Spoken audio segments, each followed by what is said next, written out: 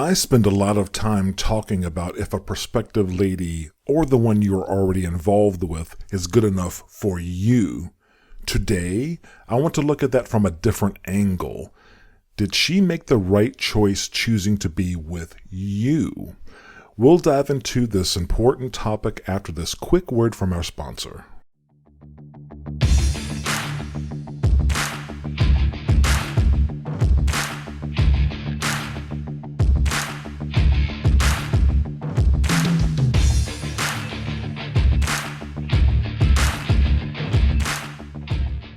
Hey guys, Ashley here. Are you having trouble meeting the right girl? Are you struggling due to lack of confidence, not knowing what to say, or not having a plan? Are you tired of being told to act confident around women without being told how? If so, I'd like to introduce you to the Gentleman's Guide to Flirting book from David Sharp. If you are afraid to approach women in public, this book is for you. If you aren't having success meeting women on dating websites or apps, this book is for you. If you're having trouble connecting with women on dates, this book is for you. The Gentleman's Guide to Flirting has loads of modern, field-tested, and ready-to-use examples to help you confidently approach women and meet great women either in person or online. It also has practical, real-world advice to help you truly get the most out of the dating process. And it has thoughtful, practical advice for cultivating and sustaining your relationships for the long term. It's got it all, and you're going to love it.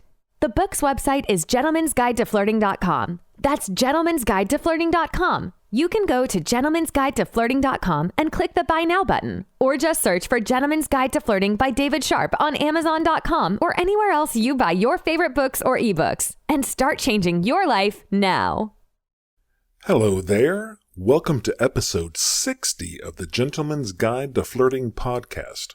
I am David, the author of the book of the same name, Gentleman's Guide to Flirting, available on Amazon.com and everywhere else you find your favorite books or ebooks worldwide.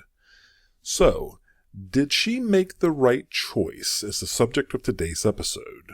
With you, I mean, did she make the right choice? I want to tell you about a tool that I use in my personal life to check or audit myself in my own daily conduct, especially when I am grappling with a problem or just want to assess how I am doing working toward my various personal goals and how I am taking care of the people in my life, or I am thinking about how we are preparing for the future. Sometimes when my wife is not looking or I see her at a distance in the house in another room, I never tell her I'm doing this, I might take a few seconds, just a quick pause, or maybe while we're eating together, and I'll just pause and ask myself quietly, did she choose wisely getting with me initially and deciding to stay with me now? Did she choose wisely making that initial choice to be with me and deciding to hitch her wagon to me for the long term? In other words, has she made a good bet? Are those choices I am making today and the actions I am contemplating for tomorrow something that supports her, helps her maximize her happiness and her satisfaction out of life? Is my role in her life helping her get the most out of hers? I have never and will never tell her I am doing that in my head. I just want her to see the results and have confidence in me and our future together. Now, those answers to all of those questions need to be yes. Ask yourself every day if you need to, if you have to keep yourself in check and on the right path. It just takes a few seconds. I think it is a helpful mental tool for guys like us. This is also something you can ask yourself in various different forms for other people in your life that you care about the most in the world. For example, children. Do your children, if you have any, think they have the best dad? Do you agree that your children have the best possible dad? Now, your children didn't choose you, but as they grow older, they can and will form their own opinions about if you are a good father or not, as painful as that may be to hear, and also if they would prefer you were in their lives or not. Are you doing what you need to do to be a great role model for them, to help them develop their own depth of character, to provide for their education and overall support and protection? Or do you not do those things? Even if you don't have children, are you supportive and a good role model for any nieces or nephews you might have? Do you live your life and conduct yourself in a way that all the children in your family look up to you and say, holy wow, look at this guy. He's a beast. He's awesome. Look at him. Look at him go. Just out there in the world and supporting people and being such a great asset for this family. They're saying in their heads, I am so proud to have him as my dad or my uncle or whatever. Or is your situation different where they don't feel that way? What about the rest of your family? Do they feel that they can all rely on you? Do they know that? Do they know that they can count on you when the chips are down? Can the older ones, the elderly ones, the ones that are getting up in age, rely on your support in whatever form that might be needed as they age and are maybe made less capable of doing for themselves as they used to be? Can the ones with problems, the ones of any age with problems or lacking financial resources or support that you love, can they count on you to get their backs no matter what? Now, I am not saying you allow people to take advantage of you, but if someone you love and keep close to your heart is jammed up, do you show up or do you disappear?